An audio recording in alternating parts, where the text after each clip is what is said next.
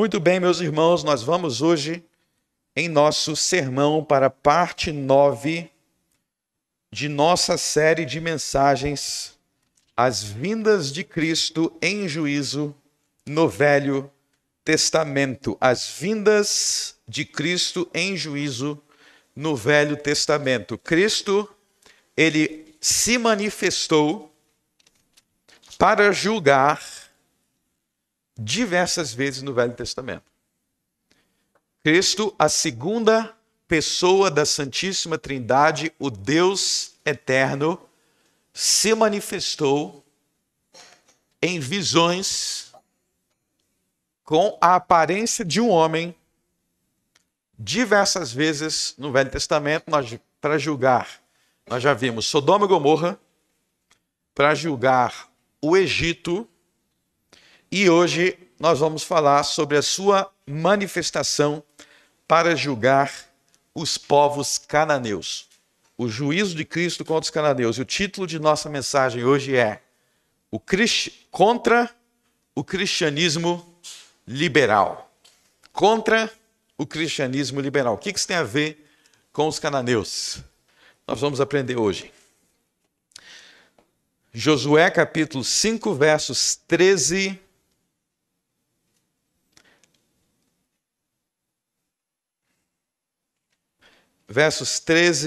a 15. E sucedeu que, estando Josué perto de Jericó, levantou seus olhos e olhou, e eis que se pôs em pé, diante dele, um homem que tinha na mão uma espada nua. E chegou-se Josué a ele e disse-lhe: És tu dos nossos ou dos nossos inimigos? E disse ele: Não, mas venho agora como príncipe do exército do Senhor. Então Josué se prostrou com seu rosto em terra e o adorou. E disse-lhe: Que diz, meu senhor, ao seu servo? Então disse o príncipe do exército do Senhor a Josué: Descalça os sapatos dos teus pés, porque o lugar em que estás é santo. E fez Josué assim. Até aí. Então, meus irmãos, aqui Josué, ele teve uma visão do príncipe do exército do Senhor. E para a gente contextualizar quem era Josué, vamos entender o contexto desta passagem na história como um todo. Vocês lembram, como nós vimos em semanas anteriores, que o povo de Israel era escravo no Egito, e mediante essa escravidão, o próprio Deus, o próprio Senhor interviu, enviando pragas contra o Egito, enviando pragas contra Faraó, para libertar o seu povo da escravidão do Egito. Deus declarou claramente que aquela relação que havia entre os egípcios e os israelitas era injusta, era pecaminosa, e por isso Faraó e o Egito deveriam ser castigados. E aí a gente volta naquela questão.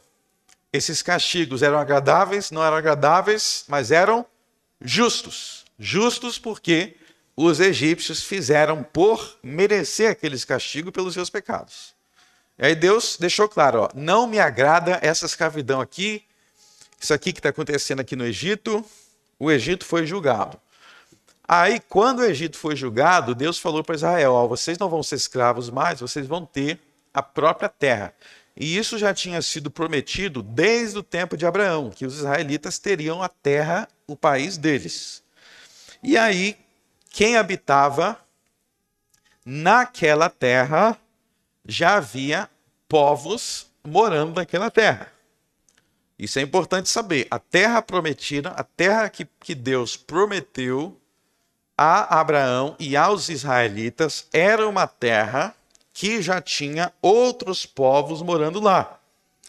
E vocês lembram que Abraão, ele viveu nessa terra, mas nem Abraão, nem Isaac e nem Jacó, eles podiam expulsar aquele povo de lá porque era o país deles. Esse é um detalhe muito importante. Eram os cananeus. Os povos cananeus. Por que eles eram chamados de cananeus? Porque eles eram descendentes de um homem chamado Canaã, filho de Noé. Então, Abraão, Isaac e Jacó, eles viveram lá como imigrantes. E eles não fizeram nada contra esses povos. Por quê? Porque o homem não tem o direito de assumir sobre si o direito de julgar e de destruir ninguém. E é isso que você está vendo nesta passagem aqui. Chegou um tempo em que Deus falou, ó, cansei desses povos cananeus, foi Deus que falou isso. Não suporto mais os cananeus pela multidão de seus pecados, não suporto mais esses povos, então eu, o Senhor, vou arrancar esses povos de lá, por causa de suas maldades, por causa de seus pecados, eu, o Senhor, vou julgar esses povos e eu vou dar essa terra para Israel. Então foi isso que Deus fez. Deus destruiu os cananeus. E se você ler o livro de Josué, o que é o livro de Josué? O livro de Josué é a história de Deus destruindo os cananeus para que Israel herdasse a terra prometida. E Deus destruiu os cananeus por sua vontade, não foi uma iniciativa humana, né? Nós não poderíamos chegar assim, ó, nós vamos destruir esse povo aqui porque eu quero morar nessa terra. Não, não foi isso que aconteceu. É Deus quem deu.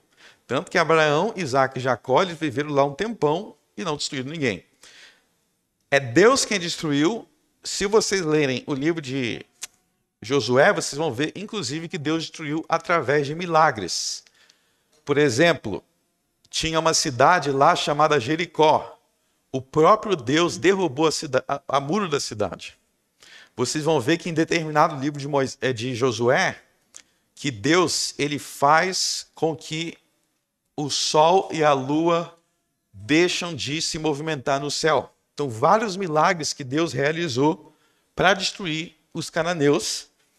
E aqui, antes de começar a destruição, antes de começar a guerra contra os cananeus, Josué teve uma visão de um homem que era o príncipe do exército do Senhor. Então, essa visão aqui, ela deixa claro que quem destruiria os cananeus era o próprio Senhor.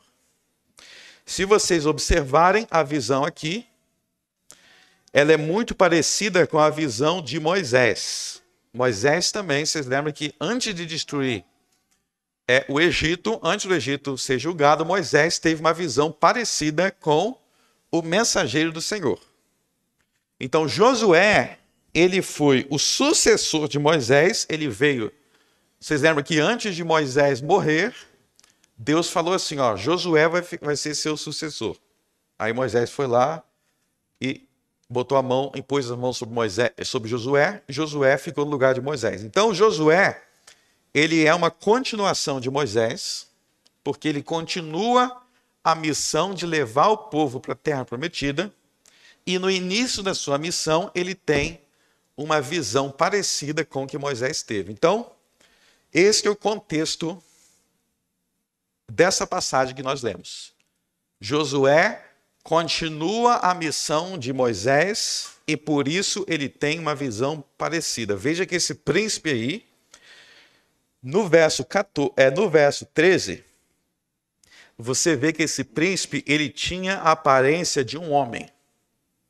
Essa visão de Josué, ele tinha a aparência de um homem, porque Josué, no verso 13, ele chega. Ele não sabe quem é.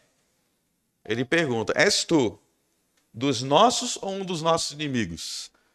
Ou seja, ele achou que era um homem normal.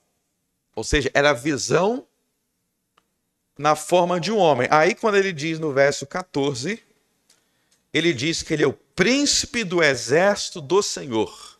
Aí, o que Josué faz no verso 14? Ele se ajoelha e ele adora. Por que ele se ajoelha e ele adora? Porque ele reconhece que é Deus.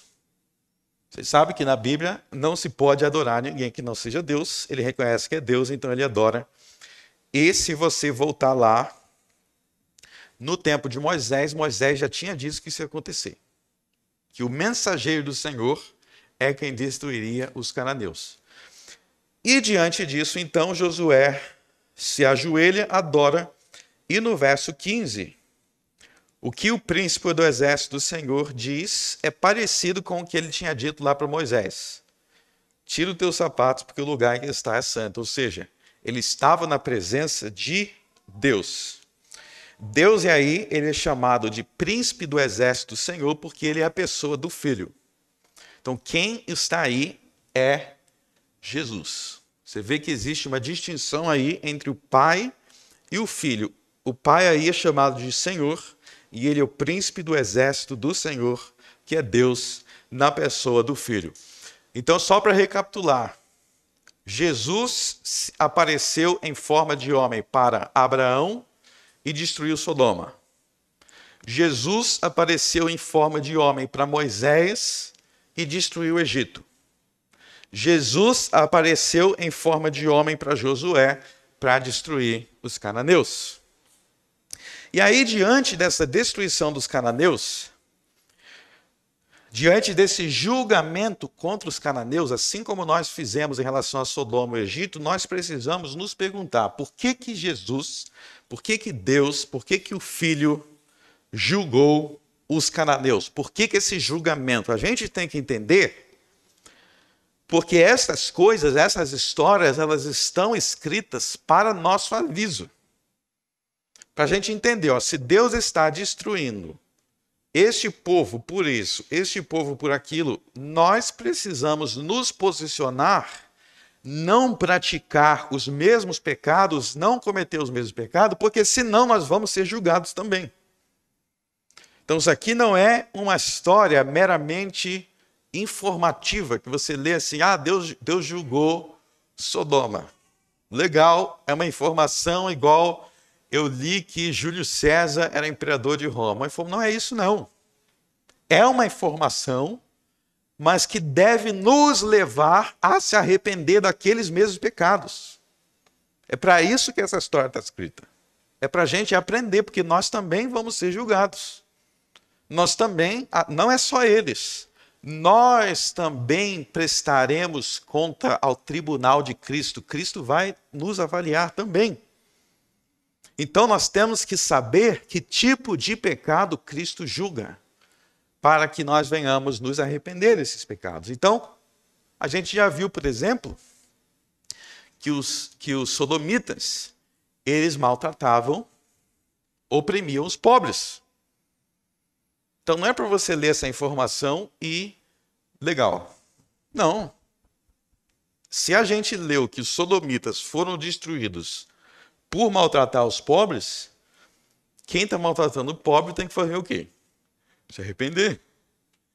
Se a gente aprendeu que Egito fazia isso e isso assado, por isso que Deus os destruiu, quem faz isso tem que se arrepender. Não é uma informação simplesmente para ficar na tua cabeça, é para moldar a sua mente e as suas atitudes, as suas ações, para se afastar daquilo que se mostrou digno do juízo de Deus. Então a pergunta é: quais são os pecados dos cananeus que os levaram a ser tão terrivelmente destruídos? E Moisés revelou quais eram os pecados dos cananeus em Levítico capítulo 18. Então nós vamos lá em Levítico capítulo 18 para entender por que Deus destruiu os cananeus. Ou podemos dizer da seguinte forma: por que Deus enviou o seu Filho, Jesus, para destruir os cananeus? Levítico 18.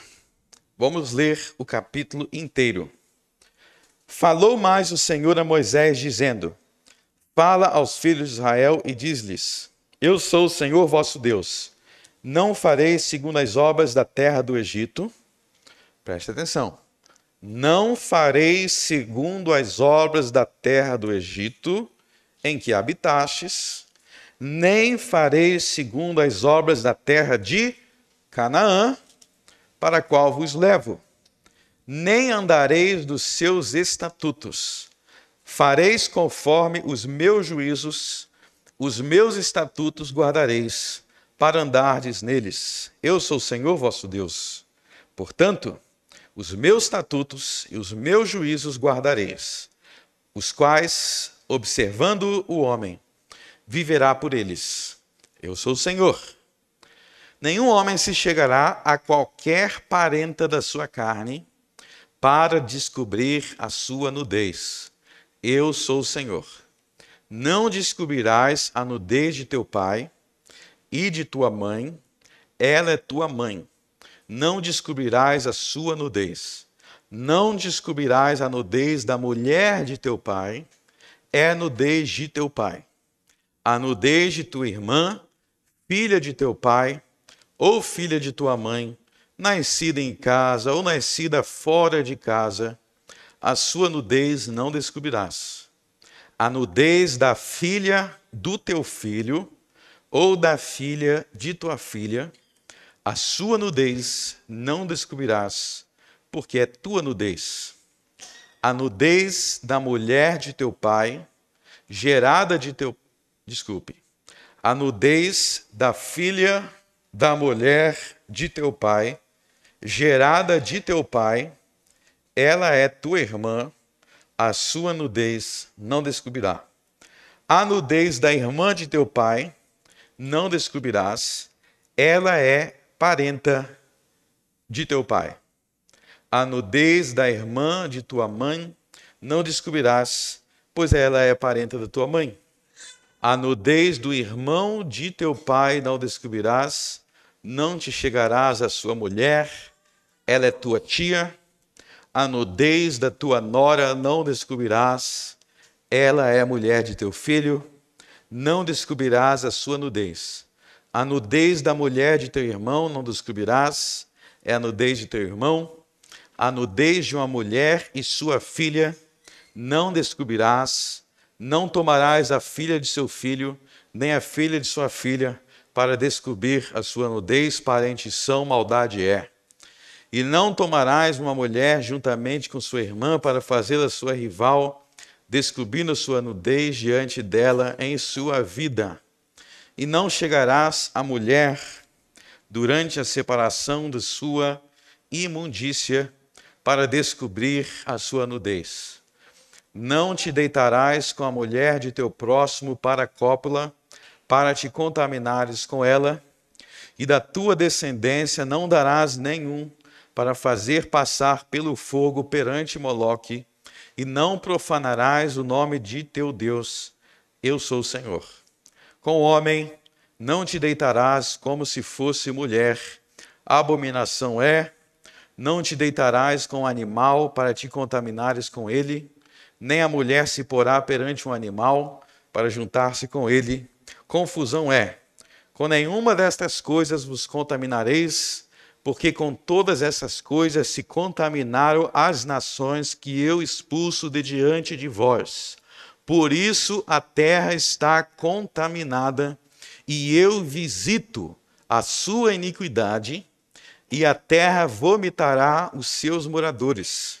Porém, vós guardareis os meus estatutos e os meus juízos, e nenhuma destas abominações fareis, nem o natural, nem o estrangeiro que peregrina entre vós, porque todas estas abominações fizeram os homens desta terra, ou seja, os cananeus, que nela estavam antes de vós, e a terra foi contaminada, para que a terra não vos vomite, havendo-a contaminada, como vomitou a nação que nela estava antes de vós. Porém, qualquer que fizer alguma destas abominações, sim aqueles que as fizerem, serão extirpadas do seu povo. Portanto, guardareis o meu mandamento, não fazendo nenhuma das práticas abomináveis que se fizeram antes de vós, e não vos contamineis com elas. Eu sou o Senhor, vosso Deus. Então, aqui nos primeiros versos, no verso 3, sendo mais específico, Deus dele dá uma ordem. Não farei segundo as obras da terra do Egito. Vocês saíram do Egito, não criem um país parecido com o Egito. É isso que Deus está falando. Ó. Não criem um país, uma nação parecido com o Egito, com aquela cultura, com aquela idolatria, com aquela escravidão, com aquela opressão e com as coisas que Deus vai falar, as perversões sexuais. Nem farei segundo as obras da terra de Canaã. Deus está falando, ó, eu estou destruindo os cananeus. Como é que vocês vão lá para fazer a mesma coisa? É o que ele está questionando. E aí Deus vai dar uma lista de condenações de perversidades sexuais. Deixa eu mostrar para vocês as divisões dessa lista, tá? Dos versos 6 até o verso 18, do verso 6 até o 18, quem quiser até marcar aí na Bíblia, é condenado o chamado incesto, ou seja, ver ou ter qualquer relação com a nudez de um parente. É condenado o incesto, e aí Deus vai dizendo todas as relações que não pode ter. É sobrinho com tio, é irmão com irmão, e um monte de coisa aí, né? Pai com filho é condenado. No verso 19, é condenado a relação com a mulher durante a menstruação. Então, quando a mulher está menstruada. No verso 10, é condenado o adultério. No verso 21, é condenado oferecer o filho em sacrifício a falsos deuses. Nós já vamos ver o que é isso. No verso 22, é condenado a homossexualidade. No verso 23, é condenado a chamada zoofilia ou bestialidade, que é a relação com animal. E aí, dos versos 24 até o 30, Deus explica que esses pecados foi a causa da destruição dos cananeus. Termina o capítulo aí. Então, o que quer dizer quando ele diz que, no verso 24, com todas estas coisas se contaminaram as nações que eu expulso diante de vós? Quer dizer que essas coisas que ele acabou de listar, zoofilia, incesto, sacrifício de criança, homossexualidade, eram coisas que haviam crescido e se popularizado e eram muito aceito e muito praticado entre os cananeus. E por isso, por popularizar, por aceitar, por tolerar essas coisas, os cananeus foram destruídos. Então aí nós vemos do verso 6 até o verso 18 a questão do incesto. E aí eu quero que vocês observem o seguinte. Veja que do verso 6 até o verso 18, o que é proibido não é somente se relacionar sexualmente com essas pessoas. É mais do que isso. Do verso 6 ao 18, o que é proibido é ver a nudez dessas pessoas. Eu quero que você observe esse detalhe. Então, por exemplo, no verso... Olha só o verso 23, para vocês entenderem. O verso 23 diz: não te deitarás com um animal. Então ele está proibindo se deitar com um animal. Aí você pergunta, isso existe no mundo? Infelizmente existe. E mais do que vocês pensam. Mas não te deitarás com o animal. Só que você vê que no verso 7 não é dito não te deitarás, no verso 7. O que é dito? Não descobrirás a tua nudez, ou seja, não pode nem ver nu. Ok? Então, o que é proibido não é só não se relacione com o teu pai, com a tua mãe, com a tua irmã, com o teu sobrinho, com a tua sobrinha. Não é só isso que é proibido. É proibido ver a nudez, se quer ver.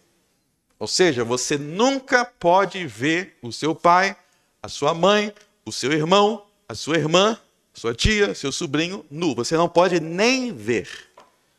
Aí você já começa a ver que o Brasil tem um problema, porque no Brasil, talvez você não saiba, mas é comum familiares trocarem-se um na frente do outro. Isso é uma abominação. Se trocar na frente do teu irmão, da tua mãe, do teu... é pecado. Ok? E aí eu quero mostrar um detalhe para vocês. Você viu que esses povos aí, tá vendo o verso 3? Eles são chamados de cananeus, o povo de Canaã. De onde veio o povo de Canaã? Volte lá no livro de Gênesis.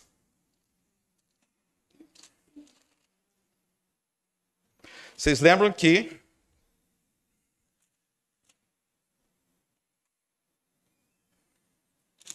depois do dilúvio, quer ver? Abram Gênesis capítulo 10.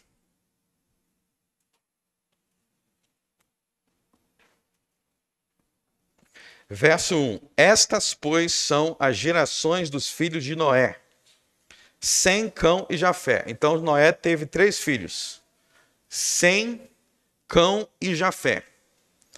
Agora pulem para o verso 6. E os filhos de Cão são Cuxi, Misraim, Puti e Canaã. Está vendo Canaã aí? Então, Canaã, verso 6, é filho de Cão. E Cão é filho de Noé. Cão, sendo filho de Noé, quer dizer que Canaã é neto de Noé. E aí vocês vão pular para...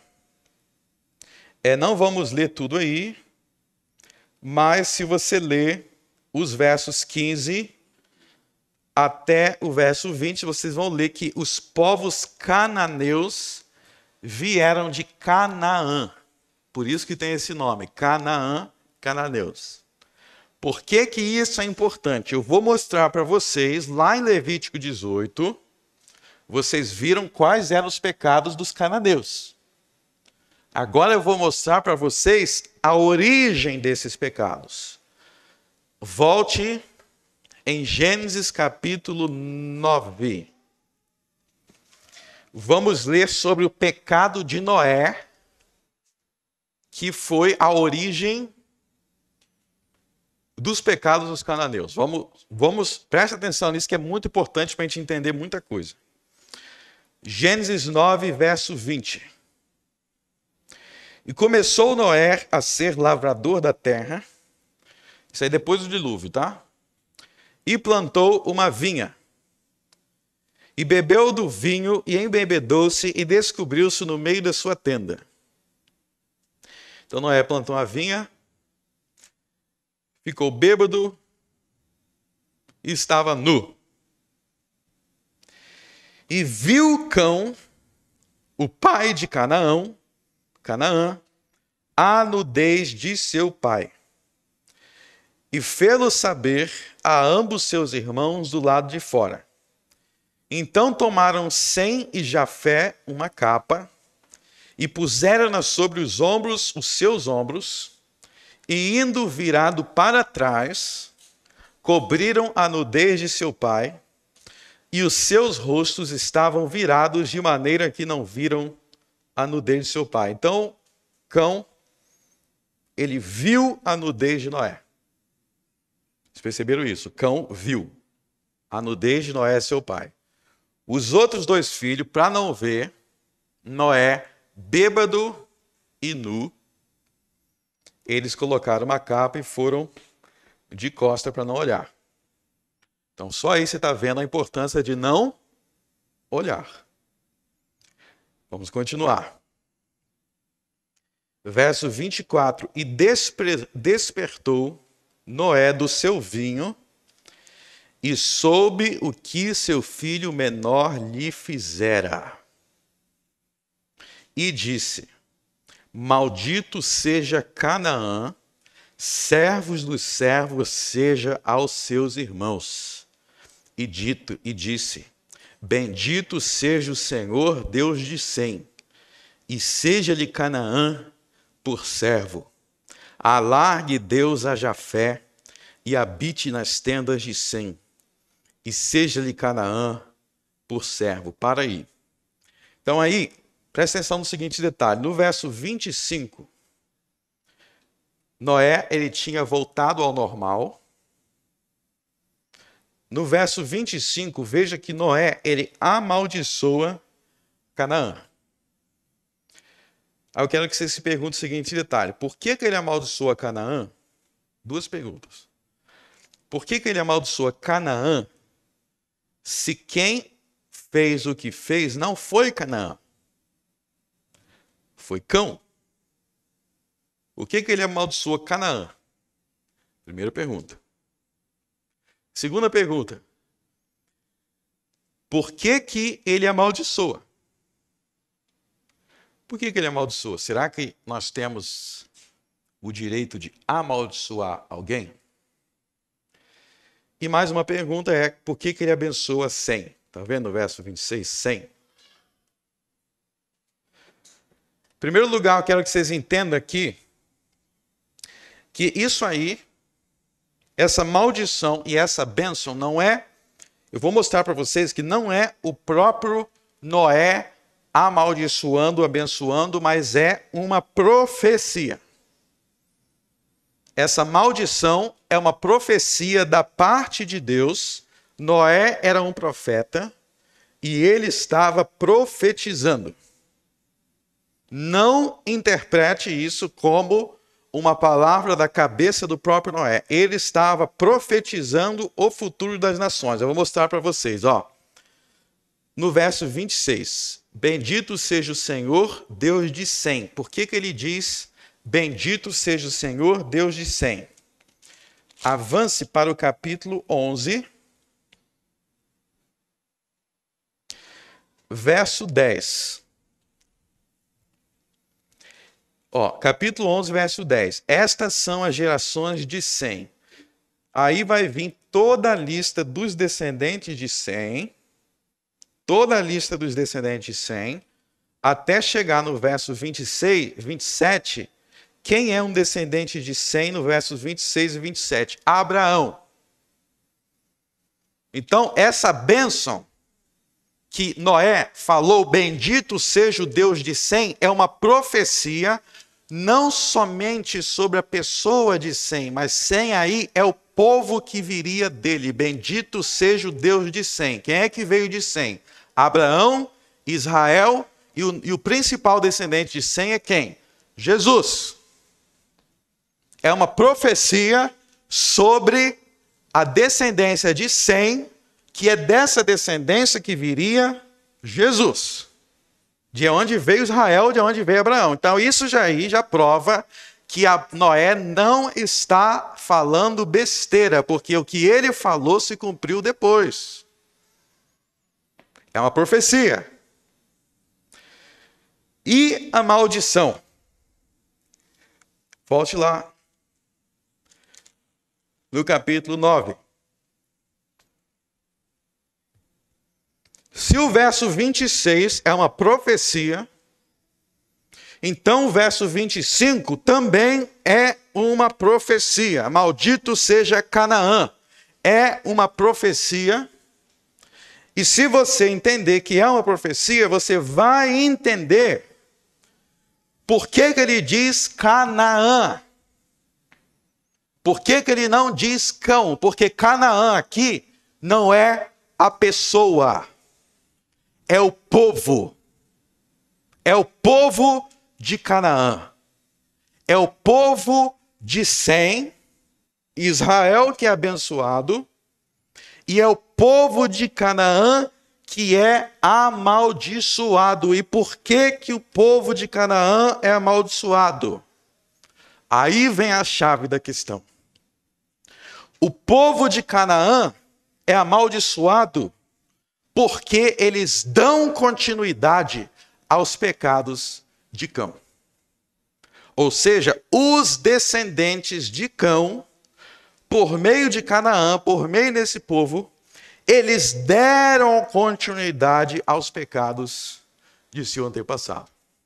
Qual foi o pecado de Cão no verso 22? E viu Cão, o pai de Canaã, a nudez de seu pai. Você está vendo que o pecado dele é esse? Quando a gente vai lá nos pecados de Canaã, do povo Canaã, é o mesmo pecado. É a perversão sexual. Está vendo aí que o pecado do verso 22 é o mesmo pecado de Levítico 22, verso 6. Nenhum homem se chegará a qualquer parente da sua carne para descobrir a sua nudez. Ou seja, o que a gente vê aqui então? A gente vê uma tendência dos filhos, dos descendentes, darem continuidade aos mesmos pecados de seus antepassados. E isso tem que te assustar. Porque são muitas e muitas e muitas e muitas gerações depois de Cão, e o que é que os cananeus, descendentes de Cão, continuam fazendo? Os mesmos pecados de Cão. Eles continuam. E você tem que se assustar e se perguntar: será que eu não continuo nos mesmos pecados dos meus pais? A gente vê isso o tempo inteiro, isso aí que a Bíblia mostra. A gente vê o tempo inteiro de forma assustadora no mundo. Você vai ver, às vezes, um homem mentiroso, ladrão, desonesto. Aí você vai ver o pai dele era igual, o avô era igual, o bisavô era igual. O avô era idólatra, o filho é idólatra, o avô é feiticeiro, o filho é feiticeiro, o neto é feiticeiro. Os mesmos pecados, de geração em geração. Vocês estão entendendo o que eram os pecados dos cananeus? Perversões sexuais. Então você vê lá em Cão o princípio do incesto. A desonra máxima aos pais. Vocês perceberam aí que você tem a obrigação de honrar o teu pai, mesmo quando ele está numa situação humilhante. Se você encontrar seu pai bêbado, você não tem que humilhá-lo. Ele continua sendo seu pai. Antes de avançar aqui, eu quero que vocês entendam desse pecado intergeracional.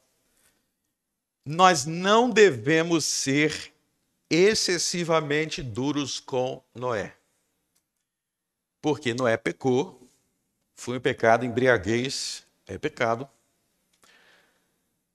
Porém, o pecado do seu filho Cão foi mais perverso. E além disso, você tem que pensar o seguinte, quantos anos Noé viveu? Noé viveu muitos anos. Você encontrou ele caído em um dia. Nos outros dias ele era justo. E isso deve nos fazer não ser excessivamente rígidos com Noé, no sentido de tratá-lo como ímpio, mas se perguntar assim, se até Noé caiu, teve o dia da queda dele, eu tenho que temer, porque eu sou muito mais fraco do que Noé. Eu tenho que temer. Provavelmente Noé ficou embriagado porque ele ficou depressivo, porque ele viu o mundo ser destruído, para pensar que ele viu o mundo inteiro ser destruído, e talvez ele tenha ficado depressivo e entrou para o álcool. É um aviso contra o álcool, é um aviso contra a embriaguez. Olha só o estrago. Noé, a sua vida toda justo, um dia ele caiu e causou todo esse estrago. Mas vamos continuar em Levítico 18, vocês estão em Levítico 18? E aí eu quero falar o seguinte, eu quero mostrar para vocês aqui, ó, que Deus lhe dá um aviso. No verso 3, não seja como o Egito, não seja como Canaã. Então vocês entenderam aí que o Canaã, que foi amaldiçoado, era o povo, e ele foi amaldiçoado por causa desse pecado.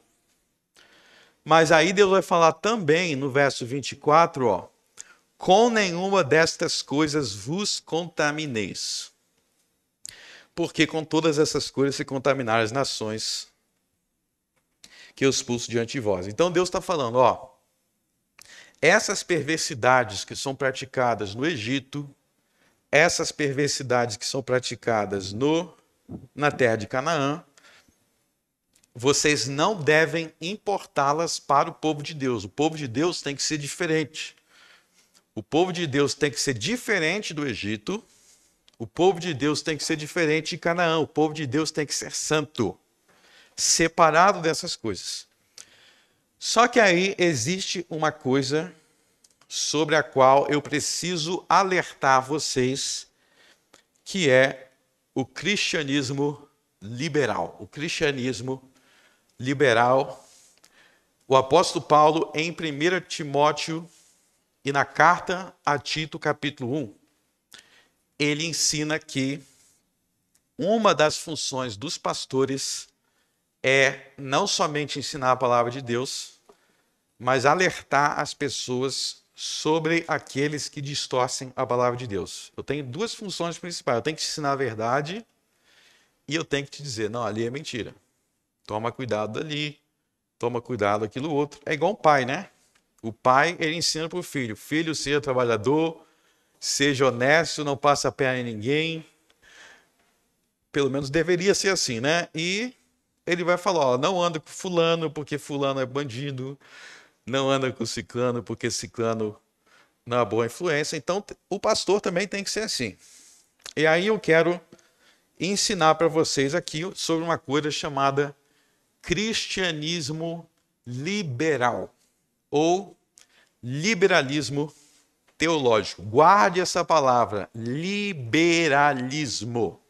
Não estou falando de liberalismo na política, na economia, liberalismo cristão. Eu vou explicar para vocês o que é e eu vou advertir quem são. Ó, em tempos modernos, o liberalismo ele tem origem no século XIX. O século XIX são as origens modernas, atuais do liberalismo. E o pai do liberalismo é um homem chamado...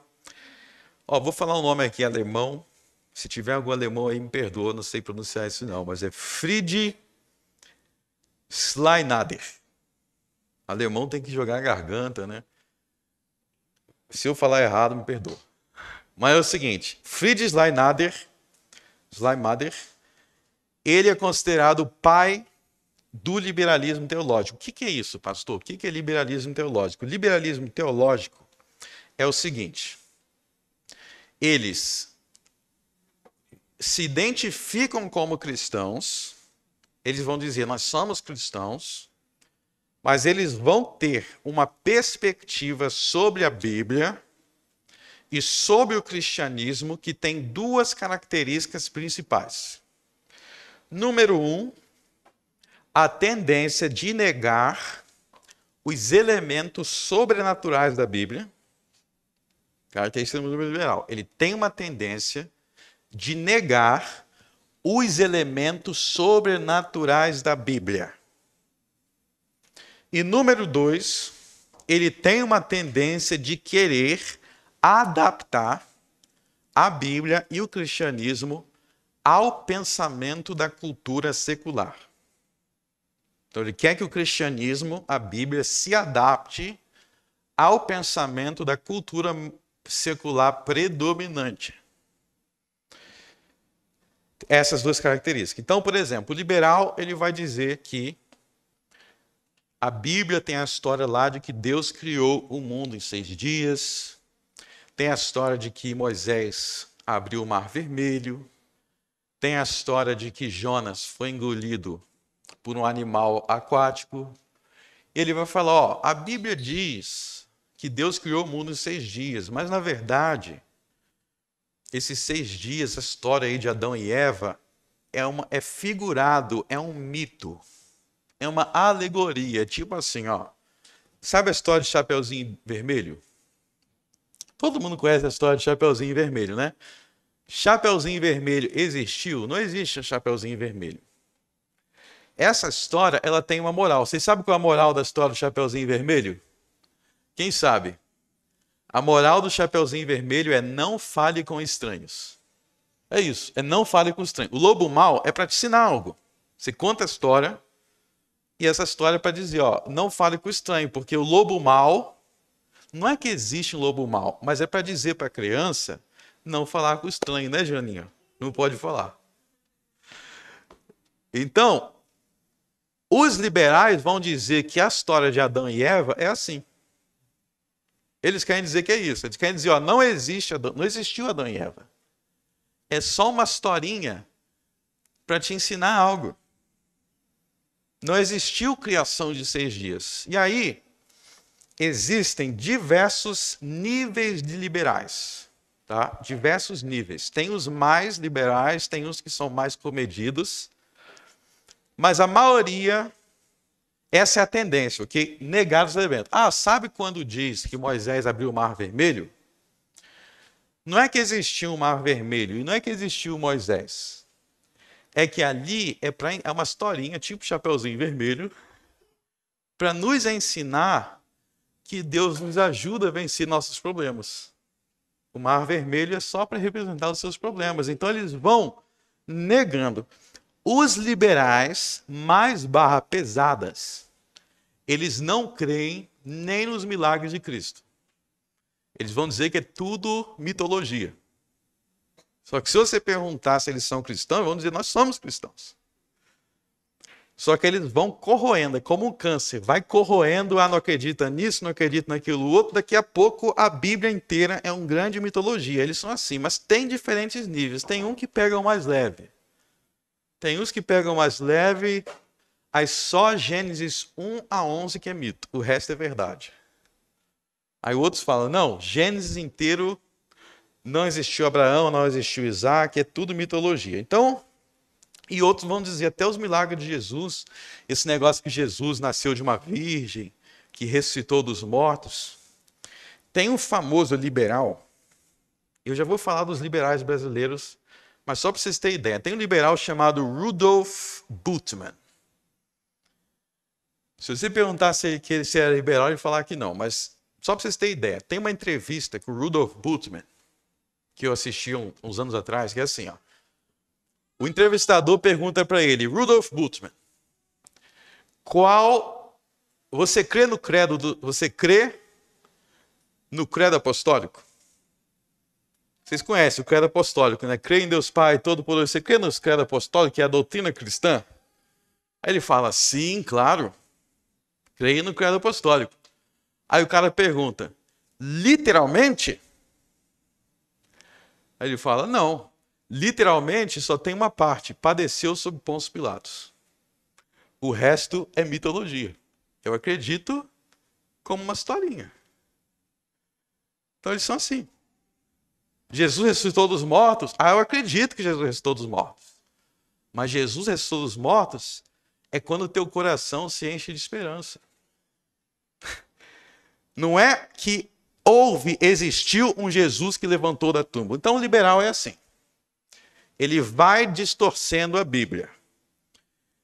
Como eu disse, existem alguns liberais que são mais ou menos intensos. Tem uns que pelo menos vão acreditar na ressurreição de Jesus, aí para manter o mínimo, né? Bom, o que isso tem a ver com Levítico 18? Porque se você parar para pensar, o que esses liberais estão tentando fazer, e é o objetivo deles, é adaptar o cristianismo ao pensamento secular da nossa época. Então, o pensamento secular da nossa época, o que eles ensinam que é a origem do mundo? É o evolucionismo. Então, o liberal ele vai dizer, eu tenho que adaptar Gênesis 1 a essa crença para ficar parecido com o Egito e Canaã. Se você parar para pensar, não seja como o Egito e Canaã. O liberal ele quer isso. Ele quer ser igual ao nosso Egito, que é os nossos mundo secular. Ele quer se adaptar. Vou te dar o nome de alguns aqui, tá? Ó, os liberais mais famosos no Brasil, vou te dar alguns nomes, ó. Caio Fábio é um liberal. Esse é bem famoso. Ed René Kivitz é um liberal. Ariovaldo Ramos é um liberal. A Igreja Católica Romana Moderna é liberal também. A maioria dos padres não acreditam nas histórias bíblicas. Não acreditam em Adão e Eva, a maioria não acredita. Bento XVI escreveu o que dizem que é conservador, escreveu um monte de livro para liberais. Tudo liberal. Esses papas são tudo liberais. Se você quer saber a influência do liberalismo, e aí vocês precisam entender o seguinte, tá? Outra característica liberal, isso aqui é muito importante, tá? O liberal, ele é um parasita. Eu vou te explicar, essa alerta vocês precisam saber para vocês tomar cuidado. O liberal, ele é um parasita denominacional. O que isso significa? Quer dizer que o liberal, ele não tem uma igreja que se chama assim, ó, igreja liberal. O liberal, ele usa os nomes das denominações tradicionais. Isso é muito importante. Eles usam os nomes das denominações tradicionais para dizer que eles fazem parte do cristianismo tradicional, mas eles só estão mudando algumas coisas. Por exemplo, Ed René Kivitz, de São Paulo, é um liberal, não acredita nas histórias bíblicas, mas qual é o nome da igreja que ele colocou? Igreja Batista. Igreja Batista. Ele é batista de verdade? Não. Ele não é batista. Por quê? Porque as crenças deles não são as crenças dos batistas. Os batistas existem desde o século XVII com crenças específicas. Ele não crê em nenhuma dessas coisas que os batistas sempre creram. Por que que ele diz que é batista? Porque ele é um parasita. Porque ele precisa ter o nome. Ele foi expulso da Igreja Batista recentemente. Caio Fábio. O que Caio Fábio dizia que era? Ele dizia que era presbiteriano. As suas crenças são presbiterianas? Não. Por que ele dizia que era então? Porque ele é um parasita. Todo liberal é assim. Eles não vão dizer igreja liberal. Eles vão dizer igreja batista, igreja presbiteriana, igreja pentecostal. Outra liberal no Brasil, Lana Holder. Pastora Lana Holder. Se você perguntar para ela, a sua igreja é o quê? Ela vai dizer, a minha igreja é pentecostal. Ela é pentecostal de verdade? Obviamente não, porque nenhuma das crenças delas são pentecostal. Não preciso ser pentecostal para saber disso. Por que tem esse nome, então, na igreja? Parasita. Então, os liberais, eles são parasitas. No Brasil, existe a Igreja Presbiteriana Unida. Liberal. Liberal. Por que eles colocam esses nomes se eles não têm as crenças que essas igrejas têm? Por que eles colocam o nome? para confundir. Para você pensar que essa é aquela igreja. É para te confundir. Aqui no Rio Grande do Sul tem a IECLB. IECLB, eles se dizem luteranos. Eles não são luteranos. Você foi enganado. Porque eles não creem nas mesmas coisas de Martinho Lutero. Eles são liberais. IECLB. Não confunda com a IELB. Aí você começa a falar, poxa, eu estou começando a ficar confuso com essas... Tem igreja, então, que diz que é e não é? Sim. E a intenção deles é essa. É queimar o filme daquela igreja. Essa é a intenção deles. E essas igrejas, elas têm características de cananeus. Elas vão defender as pautas dos cananeus. Então, essas igrejas, de forma geral, Caio Fábio, Ed René Kivites e toda essa turma aí, eles vão defender, por exemplo, a pauta da homossexualidade. Normalmente vai ser um dos carros-chefes dele. Então você chega lá em São Paulo, aí tem lá, Igreja Batista, eu acho que é Águas Vivas. Pastor Ed René Kivites. Aí você, desavisado, você chega lá, Igreja Batista, ou você chega lá no Rio de Janeiro, Igreja Presbiteriana Praia do Botafogo.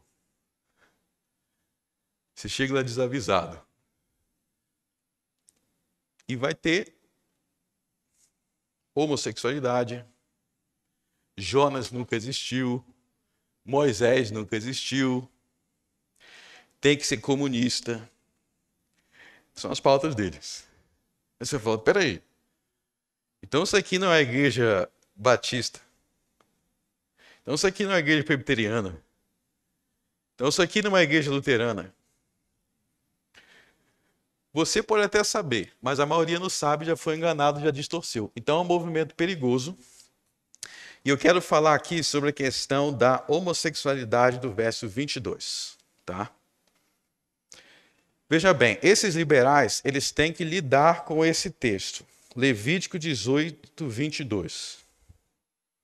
Que diz, com homem não te deitarás como se fosse mulher, a abominação é.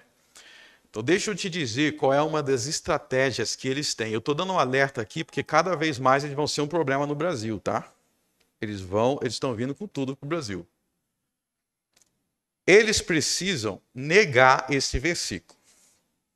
E eu quero falar de alguns argumentos que eles usam para defender essas coisas. Em primeiro lugar, os argumentos que eles usam, eles trabalham em cima da fraqueza dos cristãos. Então, eles sabem que os cristãos tradicionais, hoje, em 2022, no Brasil, têm algumas fraquezas. E eles vão explorar essas fraquezas. Não é assim que a serpente fez lá no Éden, questionando a palavra de Deus. Então, por exemplo, a maioria dos cristãos modernos, mesmo os que se identificam dentro do cristianismo tradicional, costumam hoje, o povo está lendo pouco a Bíblia, estudando pouco a Bíblia. Então, a maioria dos cristãos hoje não entendem, por exemplo, não estudam o livro de Levítico.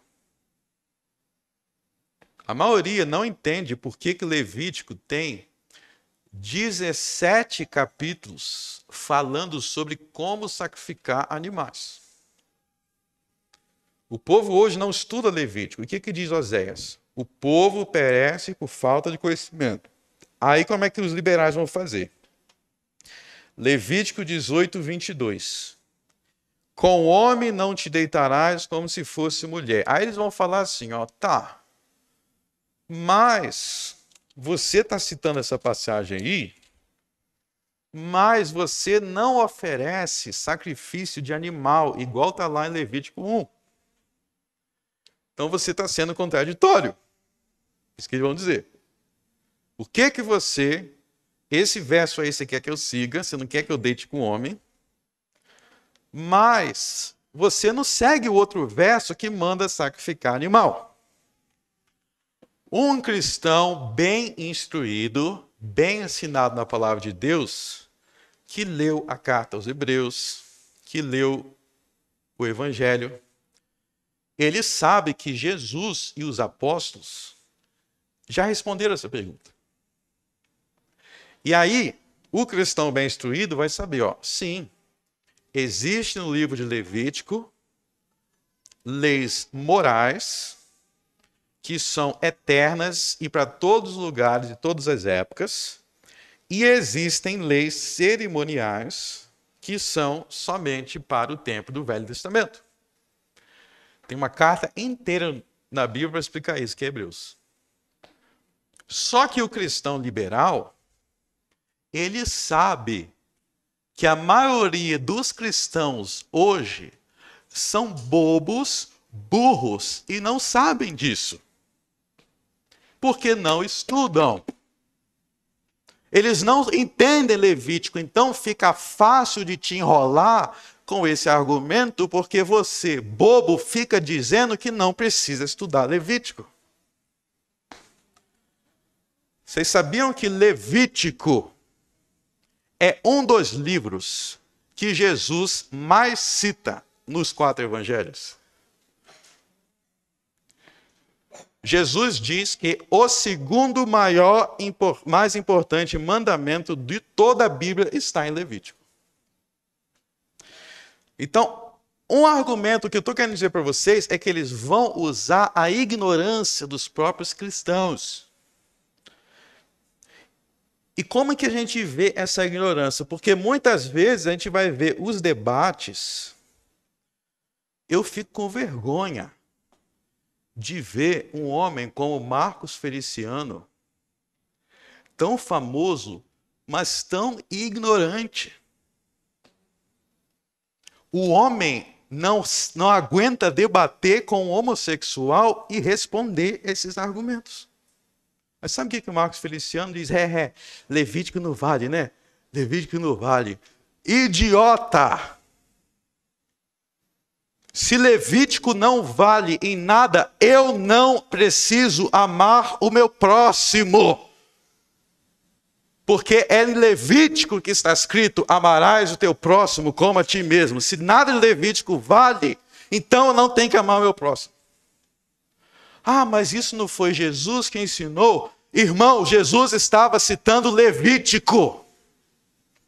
Que tanto cristão ignorante é esse no século 21 que não sabe que esse verso está em Levítico 10, 15, 20 anos na igreja, sem saber que um verso tão óbvio está em Levítico. E fica cristão falando mal de Levítico. Eu não sigo Levítico. Então diga, você não segue Jesus. Levítico é o livro do amor. É o livro que Deus mais ensina a amar o próximo. Aí você não entende os sacrifícios, porque não estuda, porque passa o domingo assistindo Faustão, e depois não aguenta responder um argumento óbvio e básico. Oséias, meu povo perece por falta de conhecimento, e bem feito que o liberal te deu uma surra no debate, porque você desprezou a Escritura. E esses pastores passam vergonha. Passam vergonha. É claro que eles não chamam pastor preparado, né? Eles só chamam esses ignorantes mesmo. Marcos Feliciano é um herege. Tomara que ele assista esse sermão. O cara só sabe gritar e falar besteira.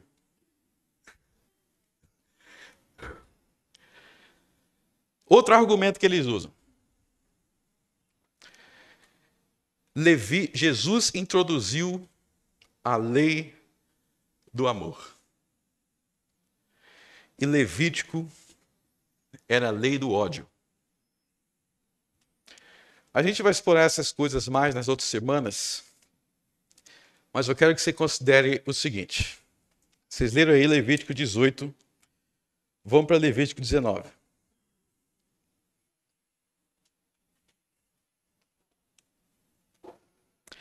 Verso 15. Não, verso 11. Não furtareis, nem mentireis, nem usareis falsidade cada um com seu próximo. Não jurareis falso pelo meu nome, pois profanarás o nome do teu Deus. Eu sou o Senhor. Não oprimirás o teu próximo, nem roubarás. A paga do diarista não ficará contigo pela manhã. Vocês estão vendo aí muito ódio, né? Não amaldiçoarás o surdo, nem porás tropeço diante do cego, mas temerás o teu Deus. Eu sou o Senhor. Não farás injustiça no juízo, não respeitarás o pobre, nem honrarás o poderoso, com justiça julgarás o teu próximo. Não andarás como intrigante entre teu povo, não te parás contra o sangue do teu próximo, eu sou o Senhor. Não odiarás o teu irmão no teu coração, nem deixarás de repreender o teu próximo, por causa dele não sofrerás pecados. Verso 18, vamos ler todo mundo junto. Não te vingarás, nem guardarás ira contra os filhos do teu povo, mas amarás teu próximo como a ti mesmo. Eu sou o Senhor. Até aí. Volte no capítulo 18, verso 22. Então, esse verso, com homem não te deitarás como se fosse mulher, e todas as demais perversões sexuais que são condenadas aí, eu quero que vocês entendam que este verso aí, ele faz parte da lei do amor. Ele faz parte da lei do amor. Eu quero que vocês entendam que todos aqueles que anulam, que querem anular Levítico 18, em nome do cristianismo liberal, eles estão odiando o seu próximo. Eles estão odiando o seu próximo. E eu vou te explicar por quê. Abram em Gálatas, capítulo 5.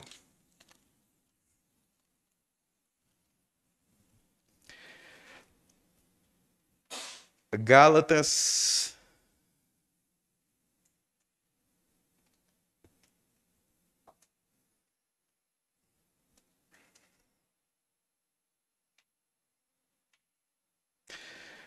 capítulo 3, verso 24.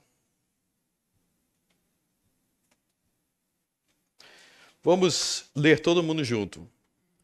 De maneira que a lei nos serviu de tutor para nos conduzir a Cristo, para que pela fé fôssemos justificados. Para aí. Aqui no verso 24, presta bem atenção. O apóstolo está nos ensinando qual é a função da lei. Qual é a função de Levítico capítulo 18?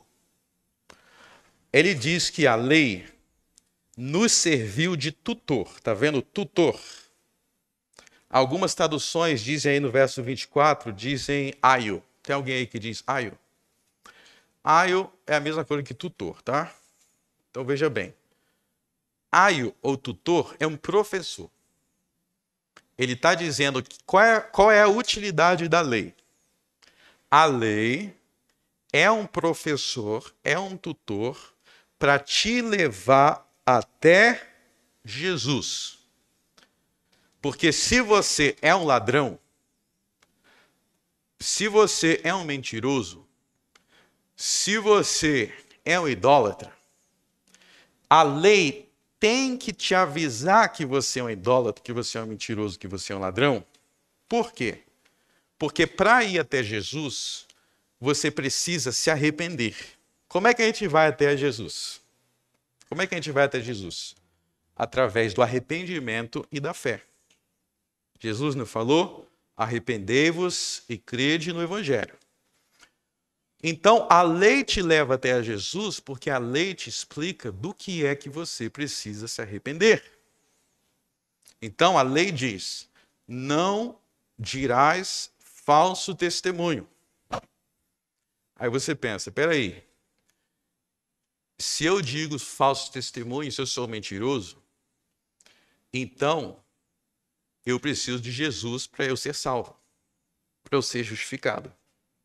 Então, é o seguinte, a lei, ela pega você pela mãozinha e diz: eu vou te apresentar a Jesus.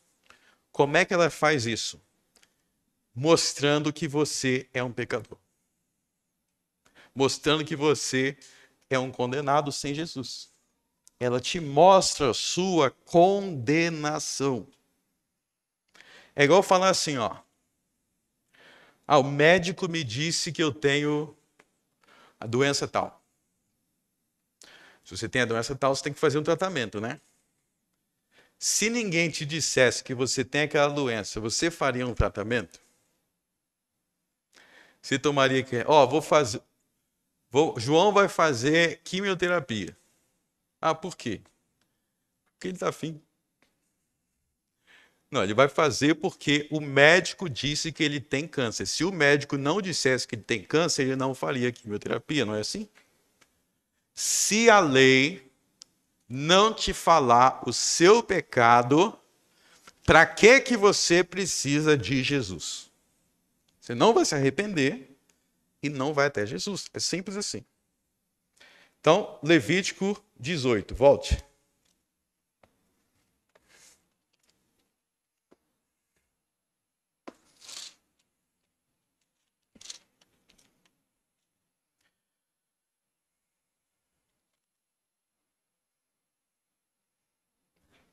Levítico 20, 18, 22. Superficialmente, o cristão tradicional, ou seja, que não é liberal, o que o mundo diz? Que ele tem ódio no coração, porque ele diz: com homem não te deitarás como se fosse mulher. Mas a verdade é o contrário. Quem tem ódio no coração é quem remove o aio. É quem remove o tutor, porque se não tiver o tutor, essa pessoa não vai chegar a Cristo. Sem essa lei, se nós tirarmos essa lei, se nós seguirmos o cristianismo liberal, nós estamos afastando o homossexual de Cristo. E isso é o diabo. Se você esconder de um idólatra, alguém que adora um falso Deus, ele acha que o que ele está fazendo é errado, tem uma religião. Ele adora Iemanjá. Para ele ir até Cristo, o que é que ele precisa saber? Para ele ir até Cristo de verdade, ele precisa fazer o que está no Salmo 16. Parar de adorar falsos deuses, se arrepender daquilo. Então, se alguém disser para ele: não precisa parar de adorar Iemanjá, não precisa parar de buscar os espíritos, essa pessoa está ajudando ou ela está fazendo mal? Está fazendo mal. Porque a lei é o aio, é o tutor que nos ensina que precisamos de Cristo. Vocês lembram que quando os cananeus eles foram destruídos, quando Jericó foi destruído, teve uma mulher lá que ela se salvou. Uma mulher que se salvou. Quem lembra o nome dela? Fala para mim. Raabe. Raabe era o quê?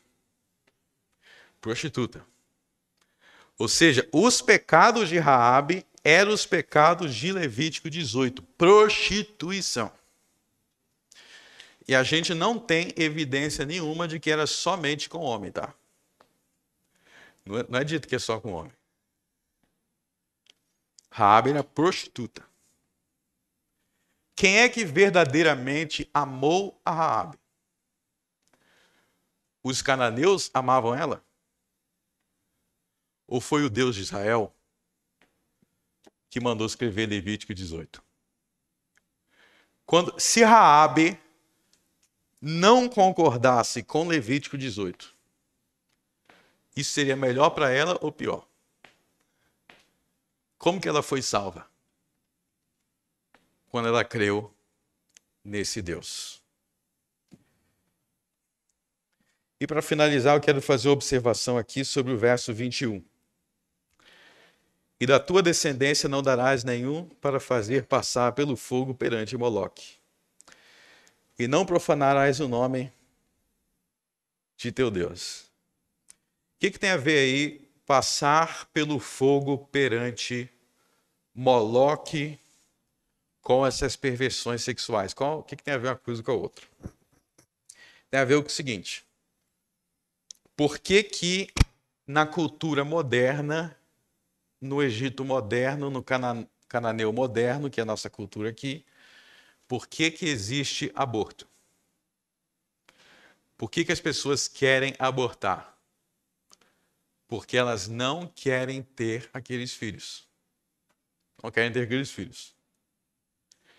É a mesma coisa aqui. A perversidade sexual, lá entre os cananeus, fazia com que houvesse muitas crianças indesejadas. Mulheres ficavam grávidas. Então, o que eles faziam com essas crianças indesejadas? Eles entregavam para Moloque. Então, você vê que, lado a lado com a perversão sexual, existe a cultura do aborto. Nessa época aqui, era Moloque, porque eles não tinham as nossas ciências avançadas, né? Mas a intenção aqui é a mesma do aborto moderno. Você sai com um, sai com o outro, não quer ser pai, aí você vai lá e aborta. Naquela época, deita com um, deita com o outro, deita com o outro. Aí você não quer, entrega para Moloque e mata passando pelo fogo. Mas é a mesma ideia.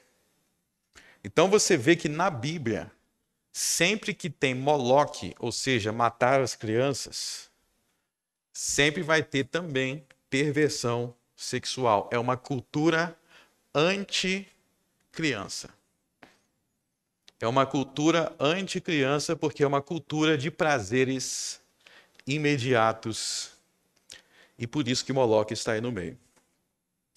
Eu quero finalizar dizendo para vocês, meus irmãos, o que nós temos aqui tem como objetivo nos conduzir a Jesus. Saibam que o incesto, ele é mais comum do que vocês pensam. Teve uma vez que eu estava conversando com uma médica lá em Novo Hamburgo, eu dava aula de inglês para ela. E ela me falou assim, que Novo Hamburgo tinha um problema, ela tratava muita gente com AIDS. Aí eu perguntei assim, AIDS, aqui, quem tem mais chance de pegar AIDS aqui? Eu perguntei. Aí ela falou para mim, a maioria dos casos de AIDS que eu atendo, se eu for pegar a porcentagem, são parentes se relacionando com parentes. Aí eu falei, e tem muito isso? Ela me falou, claro que tem. A gente só não ouve falar porque é algo que é socialmente mal visto. Você falar que você tem relação com tua sobrinha, com teu tio, com teu irmão, isso é mal visto. Mas não quer dizer que não existe. É algo que fica no armário. Porque a sociedade não aceita quem pratica, mas tem muito. E entra muita AIDS, muitas doenças. todas essas perversões aqui existem na nossa sociedade até hoje. Ainda bem que não é bem visto, né? Porque quando isso aqui se tornar bem visto pela sociedade, aí se tornou os cananeus. Mas eu estou dizendo isso para, caso você seja alguém que luta com alguns desses desejos, verso 20, adultério. Verso 22, homossexualidade. Se você tem esses desejos, saiba que este capítulo não é contra você. Pelo contrário, é Deus jogando uma corda para te tirar do fundo do poço. Não aceite esses desejos na sua vida. Existem esses desejos aqui mais do que vocês pensam.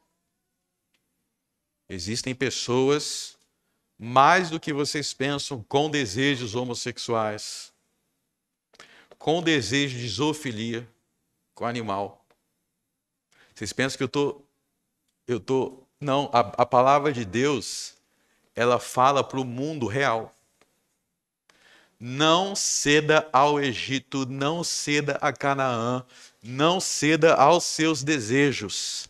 Aprenda a mortificá-los pelo Evangelho. Não ceda ao adultério. Aprenda a mortificar o adultério. Não ceda a desejos homoafetivos. Aprenda a lidar com ele e mortificá-los. Meus irmãos, vocês estão diante dos seus olhos, o professor te pegando pela mão para te levar até Jesus. Se arrependam e creiam no Evangelho, porque Levítico é um livro de amor. Graças a Deus pelo amor verdadeiro de Deus, e não pelo amor falso do Egito e dos cananeus. Vamos orar. Altíssimo Deus, graças te damos por Levítico, pois neste livro foi revelado a nós que Deus nos ama e por isso Ele nos diz a verdade. Afaste de nós, Senhor, todas as heresias, todas as seitas e crenças liberais. Que nós não sejamos como o Egito nem como Canaã, mas que nós venhamos andar nos teus estatutos, nos teus juízos. Em nome de Cristo. Amém.